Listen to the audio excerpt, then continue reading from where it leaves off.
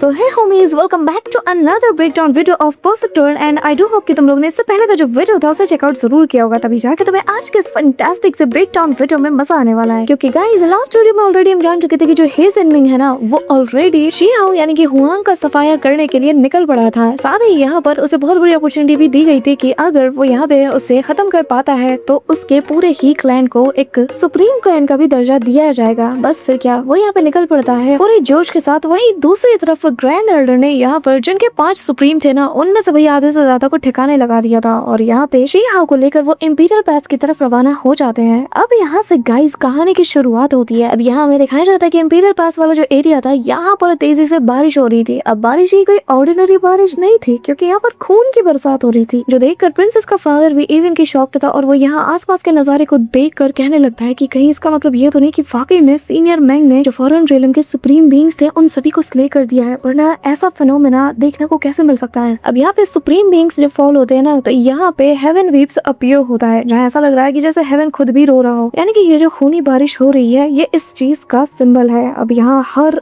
एक बंदा हैरानी के साथ बस ऊपर की ओर देखे जा रहा था। अब तभी यहाँ पे हम देख पाते हैं कि अचानक से चारों तरफ अफरा तफरी का माहौल हो जाता है और एक बंदा चिल्लाते हुए कहने लगता है कि 1 मिनट जरा देखो, सेलेस्टियल साइन अभी भी रुका नहीं है। अब तभी यहाँ पे हमें दिखाया जाता है कि इतने बड़े बड़े पावरफुल बीइंग्स जब मारे जाते हैं ना, तो यहाँ पे इनका एक बैकलैश भी रिलीज होता है, विच मींस कि जैसे हेवन खुद इन्हें सजा दे रहा हो। जहाँ पे हम देख पाते हैं कि बड़े बड़े बोन्स जो है वो ऊपर से गिरने लगते हैं, लेकिन उससे पहले सब कुछ जैसे शुरू हुआ था वैसे ही पलक झपकते खत्म हो जाता है, क्योंकि यहाँ पे ग्रैंड एल्डर आ चुके थे। ग्रैंड एल्डर का ऑरा ही इतना ज्यादा टेरिफाइंग था कि हर एक चीज को वो डिस्ट्रॉय करके रख देते हैं। अब यहाँ पे जो फॉरेन रियलम के जो बाकी लोग थे ना, जिनमें से 2 सुप्रीम बच गए थे, वो यहाँ पर इसे देखकर साथ ही कहने लगते हैं कि इसे अभी की अभी मार डालो। अब यहाँ एम्परर क्लैन का ये जो बंदा था जिसके की व्हाइट हेयर है, ये आगे आ जाता है और यहाँ आते साथ ही अपने ब्लड एसेंस का यूज करने लगता है और कहने लगता है कि एक बार मैं अपने एम्परर क्लैन के ब्लड एसेंस का यूज कर लूं, बस फिर मेरा काम हो जाएगा। मैं इसके जरिए से मेरे जो एंशिएंट एंसेस्टर है उनकी पावर को यहाँ पे समन कर सकता हूँ और उसके जरिए से मैं इसे धूल चटा दूंगा। अब यहाँ पे डिवोरिंग ऑल थिंग्स नाम के स्ट्रेचर को ये बाहर निकालता है, जिसके अंदर वो उस ब्लड को डालता है। अब ऐसा करना ही था कि तभी हम देखते हैं कि एक रे ऑफ लाइट सीधा आसमानों से जा टकराती है। एक अलग ही टाइप के पोर्टल को ये कास्ट करता है, जहाँ हम देख पाते कि गोल्डन कलर के जो टेक्स्ट थे वो चारों ओर आसमान में बिखर जाते हैं। तभी यहाँ पे एक सर्कल बनने लगता है। शी हाओ भी ये नजारा बहुत ही अच्छे से देख रहा था और उसकी आंखों में ना जैसे हर एक पैटर्न, हर एक चीज जैसे कैद होती जा रही थी। इस दौरान अगले ही पल ग्रैंड एल्डर खुद को इस सर्कल के अंदर पाते हैं, विच मींस ऐसा लग रहा था कि जैसे ये कोई ट्रैप है जो कि डोमेन का शेप लेते हुए उन्हें डिवोर कर जाती है अपने अंदर, और यहाँ पे ग्रैंड एल्डर इसके अंदर फंस चुके थे। देखने से ऐसा लग रहा था कि बहुत बड़ा कोई आर्टिफैक्ट हो जिसके सेंटर में वो मौजूद है, साथ ही उनके पास वो वुडन रूटिंग चेस्ट बॉक्स भी मौजूद था। अब यहाँ पे धीरे धीरे करके ये पूरी जगह हमें दिखाई जाती है। अब यहाँ इस जगह को कहा जाता है 18 फोल्ड प्रोग्रेटरी फील्ड, जो कि किसी रियलम जैसा है, जैसे कि एक इमोर्टल किंग के ब्लड के द्वारा फॉर्ज किया जाता है, ताकि इसके अंदर मौजूद बंदे को मार करके उसे सील किया जा सके। जिसके बाद वो यहाँ पे बताने लगता है कि हमने सिर्फ तुम्हारे जैसे कीड़े को मारने के लिए इतने पावरफुल और रेयर चीज को एक्टिवेट किया है, जिसके अंदर इमोर्टल बैटल ब्लड का एसेंस भी मौजूद है। वैंग तियानजिन, तुम्हें तो इस वक्त खुद के ऊपर बहुत ज्यादा प्राउड फील होना चाहिए। तुम्हें फील होना चाहिए कि सच में तुम काफी ज्यादा ब्लेस्ड हो कि फॉरेन रियलम के इतने पावरफुल ट्रेजर के जरिए से आज तुम्हारी जान ली जाएगी। अब यहाँ पे हमें दिखाया जाता है कि कुछ घोंसले फिगर्स जो है वो तेजी से ग्रैंड एल्डर के आसपास मंडराने लगती है। इसकी बकवास सुन के ग्रैंड एल्डर इसकी तरफ देखने लगता है। तभी यहाँ ये सारी जो सोल्स थी ना, एक साथ वो इन सबको कमांड करते हुए कहने लगता है कि इसे पकड़ो और पकड़ के इसे तड़पा तड़पा के मार डालो। गाइस अब यहाँ पे जो ग्रैंड एल्डर के पास जो उसकी स्वॉर्ड थी ना, यानी कि शी हाओ की दालू इमोर्टल स्वॉर्ड, अचानक से वो इसका यूज करते हुए इन सभी को स्ले कर रहे थे। लेकिन जो ब्लड एसेंस था ना, तो यहाँ ग्रैंड एल्डर जैसे जैसे बंदों को यहाँ पे निपटाते जा रहे थे ना,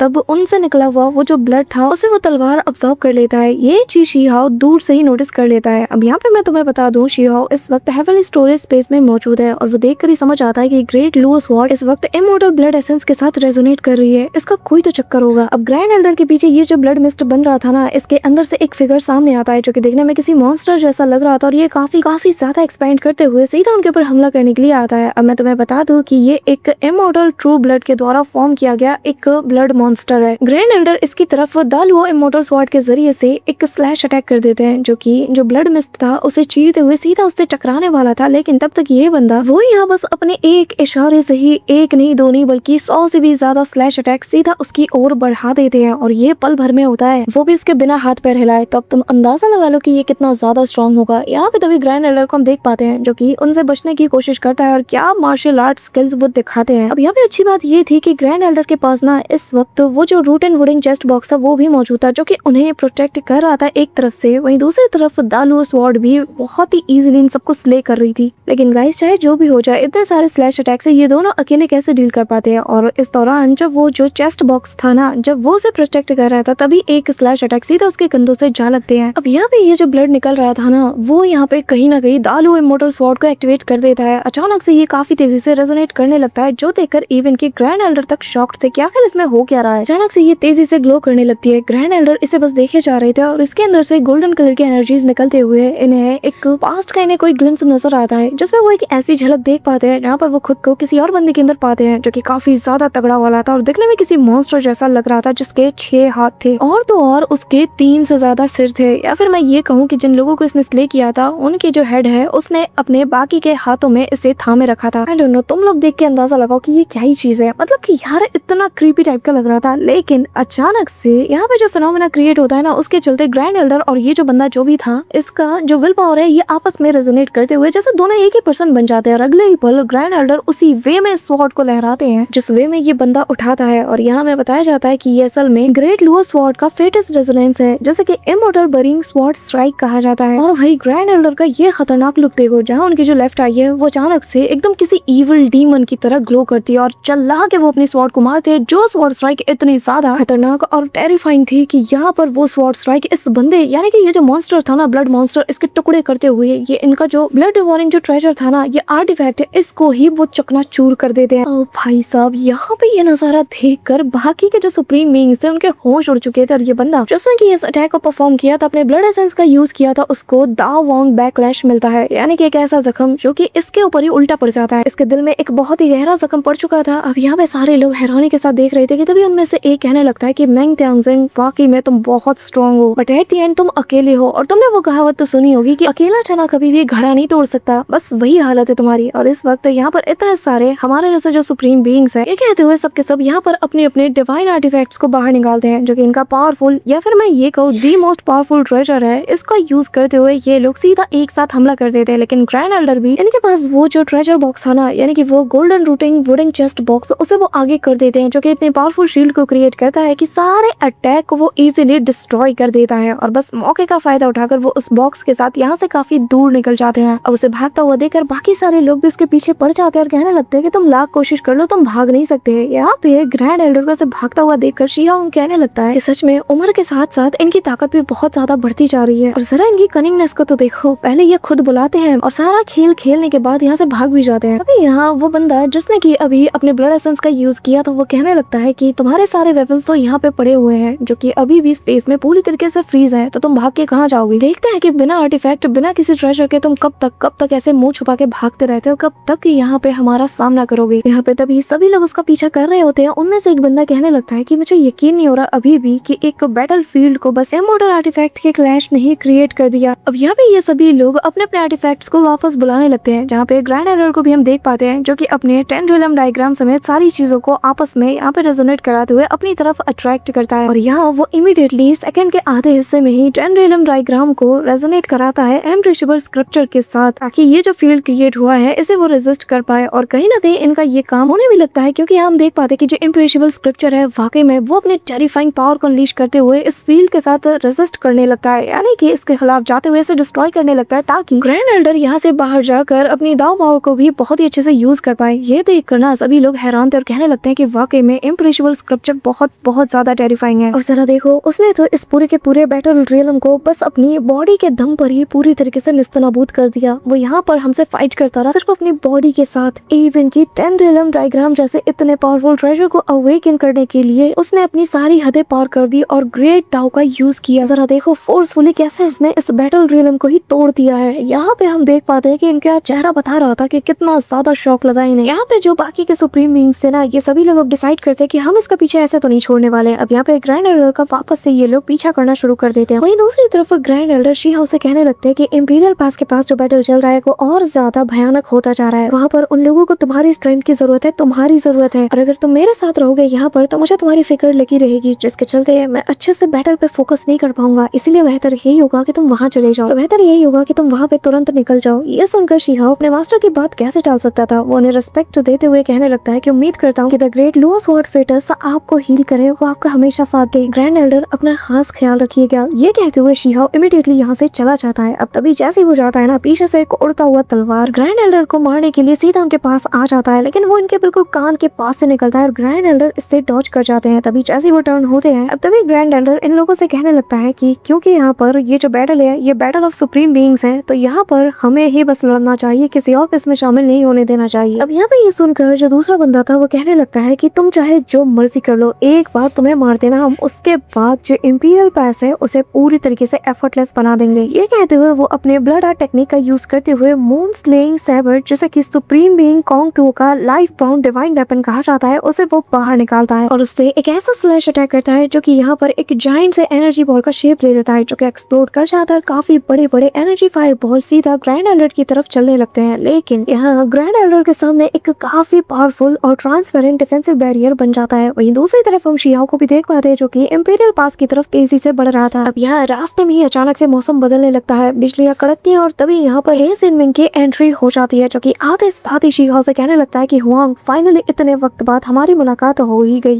और वैसे एक बात बताओ, आखिर तुम यहाँ से इतनी जल्दबाजी में कहाँ जा रहे हो? तुम्हें क्या लग रहा है कि तुम यहाँ से बच के निकल पाओ? शियाओ उसे देखकर कहने लगता है कि अरे रे रे, तुम्हें देखकर ना मुझे बड़ा रिग्रेट हो रहा है कि जो लोग मुझे पहले हंट करने आए, जिनको मैंने पीट पीट के क्या बुरा हाल कर दिया उनका, काश मैं कुछ लोगों के साथ ऐसा कर पाता और मैं उन्हें ऐसे जिंदा न छोड़ता। तुम्हें देखकर लगा नहीं था कि तुम यहाँ पे लौट के मेरे पास आओगे। ये कहते हुए शियाओ फुल किलिंग इंटेंट के साथ उसकी ओर देखने लगता है। अब यहाँ पे शियाओ की बड़ी हुई कल्टीवेशन को देखकर वो बंदा भी शॉक्ड था और कहने लगता है कि अच्छा, तो इतने कम वक्त में तुमने सेल्फ सोवरेन रियलम में ब्रेक थ्रू भी कर लिया। पर अफसोस की बात है कि मेरे एंसेस्टर ने खुद मुझे पर्सनली गाइड किया है, उन्होंने मुझे ट्रेन किया है, उन्होंने मुझे सिखाया है, जिसके चलते मेरी जो पावर है, मेरी स्ट्रेंथ बढ़ के एम्परर क्लैन के लेवल तक पहुंच चुकी है। अब तुम्हारा क्या होगा? अब अगर तुम मुझसे फाइट करना चाहते हो तो चलो फिर मैं पहले तुम्हें मौका देता हूँ कि तुम पहले 10 मूव्स मेरे अगेंस्ट चलो। ये सुन के शियाओ कहने लगता है कि अच्छा ऐसी बात है, ठीक है फिर बुरा मत मानना और अपने इस फैसले पर रिग्रेट मत करना। ये कहते हुए शियाओ हैंड साइन बनाने लगता है और इमीडिएटली यहाँ पे शियाओ अपने एंशिएंट मॉन्ग लीनेज की उसी बुद्धा टेक्निक को परफॉर्म करने लगता है, जो देखकर यहाँ पे हे जिनमिंग भी कहने लगता है कि मैं भी मेरे एंसेस्टर के द्वारा सिखाई गई इस सीक्रेट टेक्निक का यूज करूंगा, जैसे कि आज तुम अपने नजरों के सामने विटनेस करने वाले हो। अब यहाँ पे हे वुशेंग के द्वारा सिखाए गए पर्सनली एक सीक्रेट टेक्निक, जिसे कि हेवन बर्निंग क्रॉस इम्प्रिंट कहा जाता है, उसे वो कास्ट कर देता है। अब guys as we know, Xiao already यहाँ पे हे वुशेंग का सामना कर चुका है और इस टेक्निक को देखते साथ ही वो कहने लगता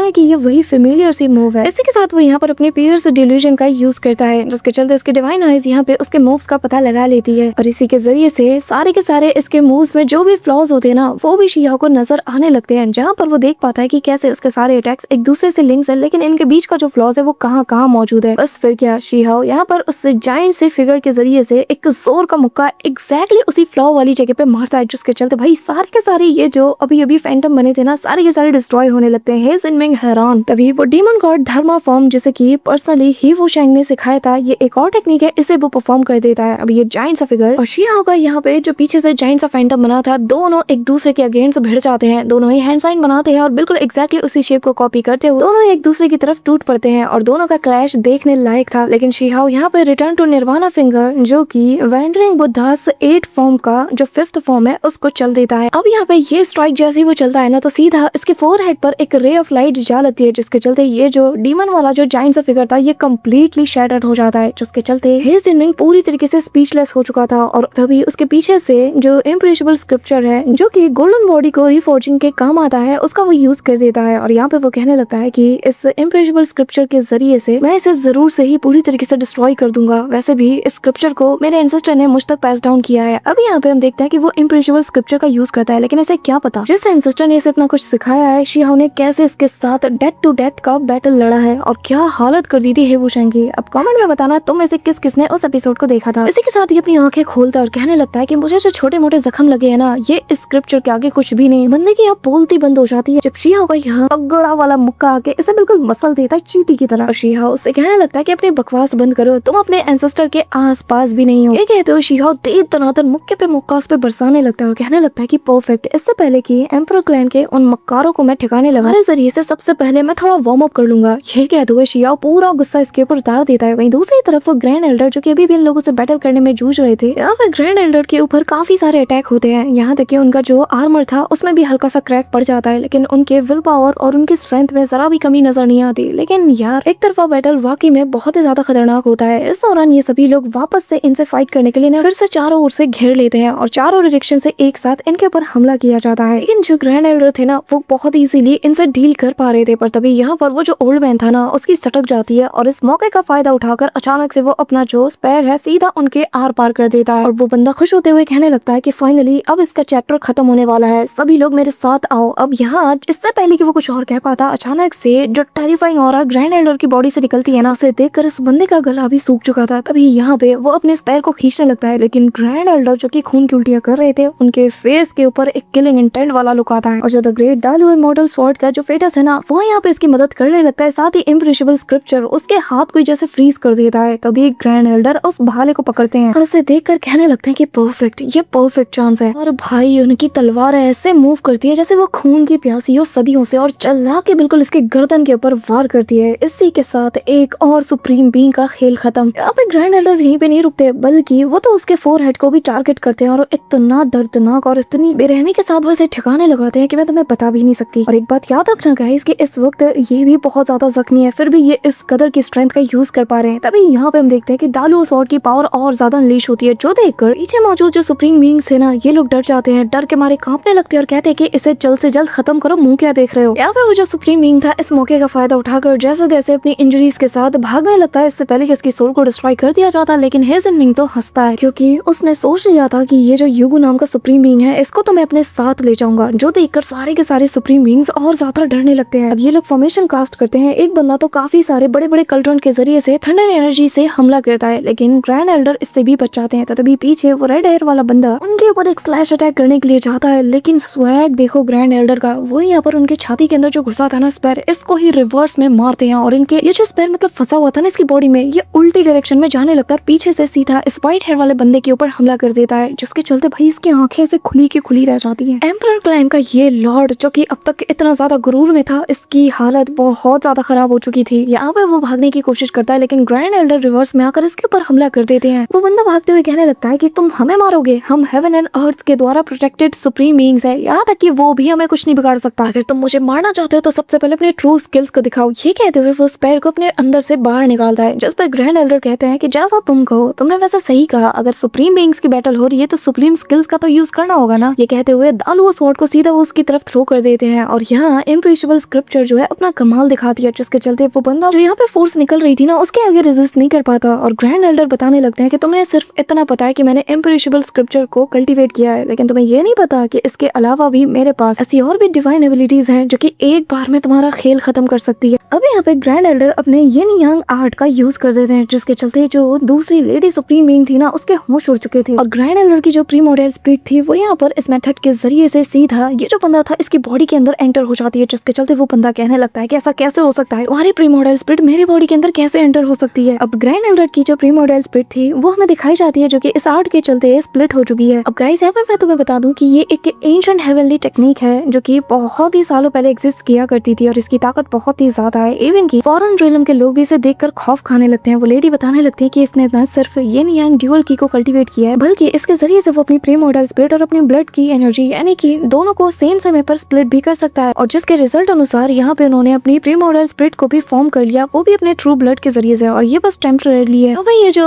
एम्परर क्लैन का बंदा था वो कहने लगता है कि अब जबकि तुमने अपनी आधी स्प्लिट के साथ मेरी बॉडी के अंदर एंटर होने की जरूरत की है, उसकी सजा तुम्हें मिल के रहेगी। अब मैं तुम्हें अपनी बॉडी के अंदर ही रिफाइन कर दूंगा। यहाँ पे वो अपनी ब्लड आर्ट का यूज करते हुए उसे रिफाइन करने की कोशिश करता है, लेकिन ग्रैंड एल्डर की प्रीमोर्डियल स्पिरिट जो कि इसकी बॉडी के अंदर थी वो भी रेजिस्ट करती है, जिसके चलते इसे और पेन होता है। अब तभी यहाँ पे जो बाकी का प्रीमोर्डियल स्पिरिट जो कि रियल बॉडी के साथ था वो यहाँ अपनी फुल पावर को अनलीश करते हुए अपने उस जायंट से वेपन के जरिए से जैसे ही इसके ऊपर हमला करने वाला था, बाकी के सुप्रीम बीइंग्स कहने लगते हैं कि हम तुम्हें मरने नहीं देंगे, और ये लोग भी अपनी पावर को सीधा उसकी बॉडी के अंदर डालने लगते हैं। लेकिन ग्रैंड एल्डर जो कि अपनी वॉर गॉड धर्मा फॉर्म को एक्टिवेट कर चुके थे, वो यहाँ पर जायंट स्वॉर्ड के जरिए से सीधा एक तगड़ा वाला स्लैश अटैक उस बंदे की ओर कर देते हैं, जिसका इम्पैक्ट इतना ह्यूज था कि यहाँ इतना बड़ा एक्सप्लोजन होता है कि सारे के सारे जो बाकी के सुप्रीम बीइंग्स थे ये काफी दूर जा गिरते हैं। और यहाँ पे हमें वॉर गॉड धर्मा फॉर्म जो कि मैंग त्यामसेन की प्रीमोर्डियल स्पिरिट से इवॉल्व हुआ है उसे दिखाया जाता है, और ये कितना मैसिव है। यहाँ पे वो अपनी स्काई ओपनिंग आर्ट तक का यूज कर लेते हैं, जो देखते साथ ही एम्परर क्लैन का ये बंदा जबकि मौत के कगार पहुंच चुका था, वो यहाँ पे अधमरी हालत में कहता है कि तुम्हारी वजह से हमारी पूरी आर्मी कभी भी इस जगह को फतह नहीं कर पाई, लेकिन कैसे, तुम अकेले कैसे रोक सकते हो। ग्रैंड एल्डर अपनी स्वॉर्ड को उठाते हैं और कहने लगते हैं कि अगर एक इंसान आएगा तो मैं एक को निपटा दूंगा, अगर 100 की तादाद में आएंगे तो मैं 100 को मारूंगा, और 1000 आएंगे तो हजारों को भी। जब तक मैं यहाँ पर अपने दम पे खड़ा हूं ना, तब तक इंपीरियल पास में तुम में से कोई एक भी घुसपैठ नहीं कर सकता। उसके बाद गाइस ग्रैंड एल्डर यहाँ पे जो अटैक करते हैं ना, ये मुझे तुम्हें बताने की जरूरत नहीं है, जरा इसका इम्पैक्ट देखो। ये इतना तगड़ा वाला स्लैश अटैक था कि इसकी बॉडी 2 हिस्से में स्प्लिट हो जाती है, आसपास के प्लैनेट्स भी डिस्ट्रॉय हो जाते हैं, क्योंकि